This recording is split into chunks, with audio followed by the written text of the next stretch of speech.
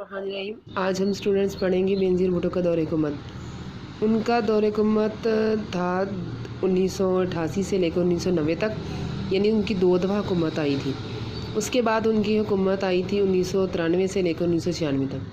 पाकिस्तान में जब 1988 में इंतखाबात हुए थे तो उसके नतीजे में पीपल्स पार्टी की तरफ से जो इलेक्शन में खड़ी हुई थी वो थी बेनज़ीर भुट्टो, जो कि जुल्फ़िकार अली भुट्टो की बेटी थी, और तब वो कामयाब हो गई। और वो फिर जब वज़ीर आज़म की हैसियत उन्होंने हल्फ उठाया तो वो पाकिस्तान और इस्लामी दुनिया की पहली ख़ातून वज़ीर आज़म थी। इससे पहले कोई ख़ातून वज़ीर आज़म मुंतखब नहीं हुई थी। वो पहली औरत थी जो पाकिस्तान की वज़ीर आज़म बनी। जब 1988 में वज़ीर आला बलूचिस्तान मीर ज़फ़रुल्लाह खान इलेक्ट हुए थे पंजाब असम्बली से, तो उन्होंने देखा कि ये एतमाद का वोट हासिल नहीं किया। बेनज़ीर ने उसकी जो असम्बली थी उसको बर्खास्त कर दिया, लेकिन जो बलूचिस्तान की हाई कोर्ट अदालत थी उसने ये कहा कि बेनज़ीर की जो दरख्वास्त है वो रिजेक्ट कर दी थी कि ये आपका जो फ़ैसला है वो गैर आईनी है, इसलिए उन्होंने उनकी असम्बली को दोबारा बहाल कर दिया था। और दिसंबर 1988 यानी कि दिसंबर 1988 के लास्ट में जो सदारती इंतखाबात हुए थे उसमें 2 लोग खड़े हुए थे सदारत के लिए, और जब इलेक्शन हुए उनमें ग़ुलाम इसहाक़ खान और नवाबज़ादा नसरुल्लाह खान थे। तो जो ग़ुलाम इसहाक़ थे उन्होंने नवाबज़ादा नसरुल्लाह को शिकस्त देकर वो जीत गए थे, और उस तरह फिर उन्होंने दिसंबर 1988 में ही सदर पाकिस्तान की हैसियत से उन्होंने हल्फ उठा लिया था। 1972 में भी पाकिस्तान दौलत मुश्तरका फिर इकट्ठी हो गई, क्योंकि वो उससे पहले अलग हो गया था उनसे। और फिर जब 1989 यानी 1988 में जब जो थी बेनज़ीर भुट्टो वो इलेक्ट हुई थी, उसके साल बाद ही उसने जो दौलत मुश्तरका है उसने पाकिस्तान और उसका जो है वो दोबारा यकजा हो गए, और पाकिस्तान ने दोबारा दौलत मुश्तरका में शमूलियत इख्तियार कर ली थी। बेनज़ीर भुट्टो की हुकूमत ने भारत के साथ भी जो महाजराई थी जो कि शुरू से चली आ रही थी, और पाकिस्तान बनने से लेकर आज तक जो मसला कश्मीर है वो आज तक इन दोनों में मसला हल नहीं हो सका। और इन दोनों ममालिक में जो आज भी वजह है लड़ाई की या कि गुफ्तगू शनीद नहीं हो रही आज तक भी, और उन लोगों में उन्होंने जो मसला कश्मीर है उसको इशू बनाया हुआ है और वो समझते हैं ये हमारा हिस्सा है, जबकि पाकिस्तान इसके लिए भी जितनी भी हुकूमतें आ रही हैं उन सब ने कोशिश की है कि पाकिस्तान ये मसला हल करवाए, और वो ये अपने मामलात को अक़वाम मुत्तहिदा में भी लेके गए हैं कश्मीर के मसले को, लेकिन आज तक इसका मसला सॉर्ट आउट नहीं हो सका, यानी हल नहीं हो सका।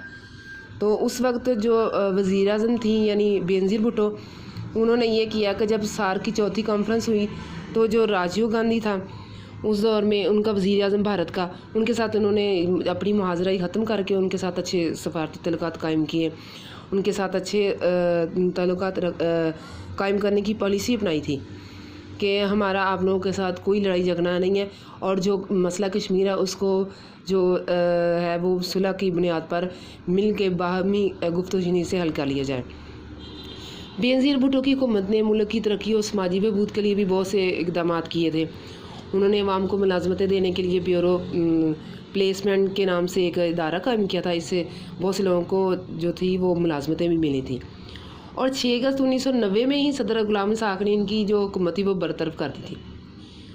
तो इस तरह उन्होंने ये रीज़न पेश की कि ये करप्शन करती हैं, ये हुकूमत करप्ट है, इसलिए उन्होंने उस पर करप्शन का इल्ज़ाम लगा के उनकी हुकूमत को बर्खास्त करके असम्बली तोड़ दी। फिर इस तरह उनका जो दौर हुकूमत था बेनज़ीर का वो 1 साल और 8 माह यानी तकरीबन पौने 2 साल रहा, और उसके बाद उनकी हुकूमत ख़त्म हुई।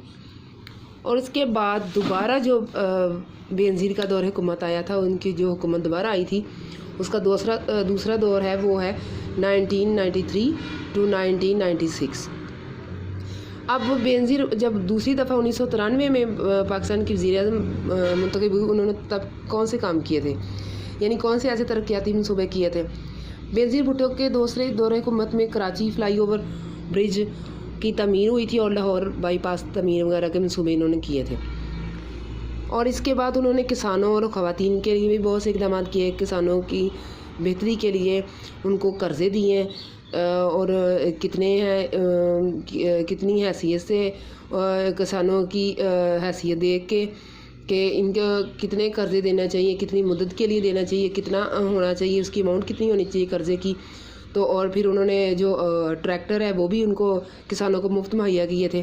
اس طرح کسانوں میں جو ہے وہ ترقی بہت زیادہ ہوئی تھی اور کسان ان کی جو اس طرح کی پالیسی سے بہت زیادہ خوش تھے. اور خواتین کے لیے انہوں نے سماجی اور صحت کی پالیسیاں اپنائی تھیں اور انہوں نے اس طرح پھر خواتین پولیس اسٹیشن اور عدالتیں بھی قائم کی تھیں، جس سے خواتین کو بہت زیادہ سہولت ہو گئی تھی. کیونکہ جو خاتون اگر اس کو کہیں جانا پڑ جائے تھانے میں یا کسی ایسے برانچ میں یا ایسے کسی ادارے میں جہاں پہ میلز ہو، تو وہ اپنے جو ایشو ہیں وہ اپنے معاملات وہ ایزیلی ان کے ساتھ ڈسکس نہیں کر سکتی. اس لیے جو بے نظیر تھی اس نے خواتین کے لیے ہی خواتینی جس میں خواتین تعینات ہوں وہ ادارے قائم کیے، جس سے خواتین کو کافی سہولت ہو گئی تھی. وہ ان کے ساتھ مل کے تسلی سے بات اپنی کر سکتے تھے، اپنے معاملات ان کے تک پہنچا سکتے تھے. تو اس لیے انہوں نے جو پولیس اسٹیشن اور عدالتیں بھی خواتین کی قائم کی تھی. اور بینظیر بھٹو کی حکومت نے 1993 میں 8 سالہ 5 سالہ منصوبہ ہے جو 8واں تھا، یعنی جو شروع سے حکومت پاکستان بننے سے لے کر آج تک تھی ان کی یہ 8ویں حکومت تھی.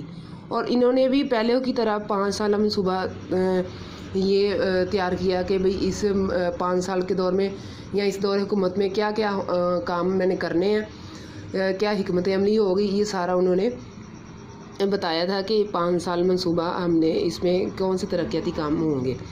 بینظیر بھٹو نے ایران اور ترکی کے کامیاب دورے کیے تھے اور مسئلہ کشمیر کو حل کروانے کے لیے انہوں نے اسی وجہ سے دورے کیے اور پھر مختلف شعبوں میں بھی تعاون کے کئی سمجھوتے کیے تھے. اسٹوڈنٹس، آپ لوگوں نے یہ اچھی طرح یاد کرنا ہے اور اس کو سمجھ لینا.